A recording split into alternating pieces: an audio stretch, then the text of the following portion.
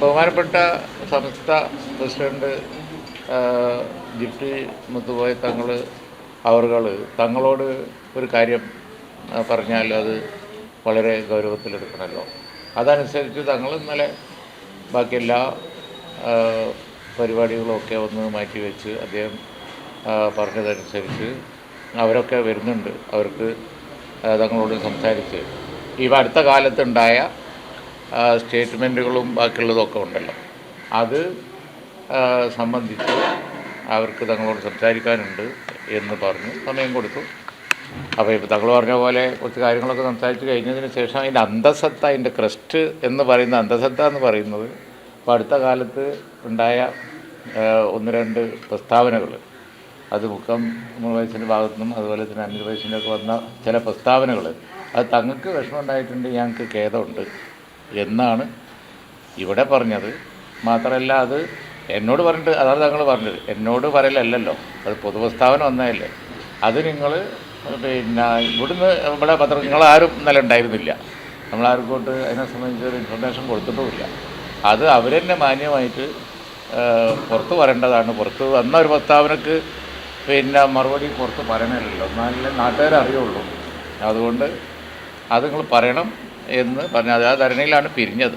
അത് മാനസികമായിട്ട് വല്ല വിഷമം ഉണ്ടായിട്ടുണ്ട്, ഞങ്ങൾക്ക് വിഷമമുണ്ട് എന്ന് പറയലാണല്ലോ പിന്നെ ഖേദ പ്രകടനം എന്ന് പറയുന്നത്. അതവർ പറയുകയും ചെയ്തു, അത് ഞങ്ങൾ പുറത്ത് പറയാമെന്നുള്ള ധാരണയിലാണ് പോയത്. പക്ഷെ അതുമാത്രം പറഞ്ഞില്ല, അതാണ് ഉണ്ടായത്. അല്ല, അതെ, അതിപ്പോൾ നമ്മളാവശ്യപ്രകാരം ഉണ്ടായ ഒരു പറച്ചിലല്ലല്ലോ, അങ്ങനെ പറയണം തോന്നിയത് അവർക്കല്ലേ. അതുകൊണ്ടാണല്ലോ അവർ ബഹുമാനപ്പെട്ട ജിഫ്രി മുത്തുകോയ തങ്ങളുടെ അടുത്ത് കാര്യം പറയുകയും തങ്ങൾ സമയം കൊടുക്കുകയും ചെയ്തു. അതുകൊണ്ട് പിന്നെ അവർ പറയുകയും ചെയ്തു. പിന്നെ പറഞ്ഞത് അവർ പിന്നെ പുറത്ത് പറയാമെന്നുള്ളത് അത് അവരുടെ ഒരു മാന്യതയുടെ ഭാഗമാണ്. അതായിരുന്നു ഒരു മിനിറ്റ്, അതായിരുന്നു അണ്ടർസ്റ്റാൻഡിങ്. പക്ഷെ അതുമാത്രം പറഞ്ഞില്ല, വേറെ പല കാര്യങ്ങളും പറഞ്ഞു. ഇതാണ് സത്യം. അല്ല, അത് ഇപ്പോൾ നിങ്ങൾ നിരന്തരം രാവിലെയും വന്നു, നിങ്ങൾ വൈകുന്നേരം വന്നു. അപ്പോൾ അത് സംബന്ധിച്ചൊരു ക്ലാരിഫിക്കേഷൻ കൊടുക്കണം നിർബന്ധമായതുകൊണ്ട് നമ്മൾ പറഞ്ഞു എന്ന് മാത്രമേ ഉള്ളൂ. വസ്തുത അതാണ്. കാരണം സംസ്ഥാന പ്രസിഡന്റ് ആവശ്യപ്പെട്ട അനുസരിച്ച് അവർ വന്നു. അവർ കാര്യങ്ങളൊക്കെ പലതും സംസാരിച്ചു. അതിൻ്റെ ഇടയിൽ തങ്കയിൽ ഒരു മാനസിക വിഷമം ഉണ്ടായിരുന്നു, ഞങ്ങൾക്ക് വളരെ ഖേദമുണ്ട് എന്നുള്ളത് അവർ രണ്ടാളും പറഞ്ഞു. ആത്മാർത്ഥമായിട്ടുള്ള സമീപനം അവരുടെ അടുത്ത് ഉണ്ടായില്ല തോന്നുന്നുണ്ട്. അല്ല, അത് ഞാൻ അതിനെ വ്യാഖ്യാനിക്കുന്നുണ്ടാവും. വളരെ വളരെ ക്ലാരിറ്റിയോട് കൂടിയാണല്ലോ. അങ്ങനെ വേറെ ഒരു അജണ്ട ഇന്നലെ ഡിസ്കസ് ചെയ്തിട്ടില്ല. ഇന്നലെ ഒരേ ഒരു കാര്യം ഡിസ്കസ് ചെയ്തിട്ടുള്ളൂ, ഇത് മാത്രം. അവർക്ക് ഈ കാര്യം സംബന്ധിച്ച് തങ്ങളോട് ഒന്ന് പറയണം, അതിലുള്ള അവരുടെ ഒരു ഖേദം അറിയിക്കണം എന്ന് ബഹുമാനപ്പെട്ട ജിഫ്രി മുത്തുകോയ തങ്ങൾ പറയുകയും ബാക്കി ചർച്ചകൾ 23-ാം തീയതി ഡേറ്റ് കാണുകയും ചെയ്തു. തങ്ങളടക്കമുള്ളവർ പറഞ്ഞതാണ് പൊതുസമൂഹത്തോട് കൂടി പോയി ഖേദം പ്രകടിപ്പിക്കുക എന്നുള്ളത്. അല്ല, എന്തിനാ പിന്നെ നിങ്ങളെ ഭാഷയിൽ എന്നോട് ചോദിക്കുന്നത്? ഞാൻ വളരെ വ്യക്തമായി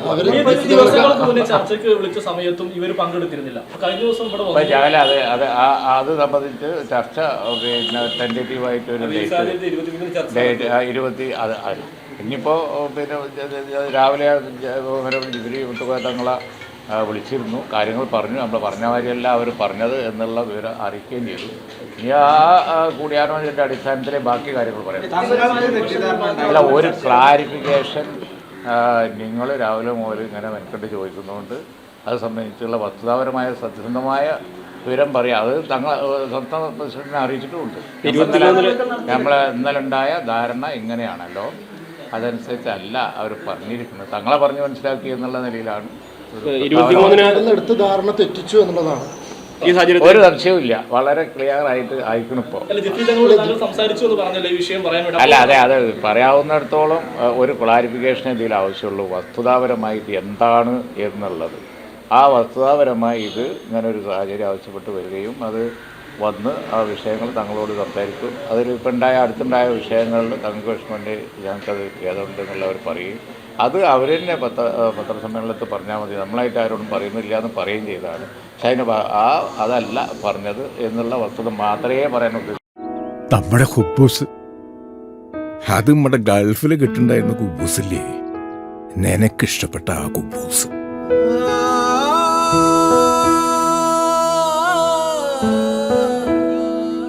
പ്രവാസികൾക്ക് മാത്രല്ല, ഇപ്പൊ നാട്ടിലെല്ലാവർക്കും അൽദാൻ കുബൂസ് മാത്രം മതി. ഹൽദാൻ കുബൂസ് ഇപ്പൊ ന്യൂ ജനറേഷന്റെ ഇഷ്ട കുബുവല്ലേ. ഷുഗർ ഉണ്ടെങ്കിൽ ഗോതമ്പിന്റെ കുബൂസ് ആവാട്ടോ. മലയാളിയുടെ ഭക്ഷണ താല്പര്യങ്ങൾക്ക് ഇനി പുതിയ സ്വാദ് അൽദാൻ ലെബനീസ് കുബൂസ്.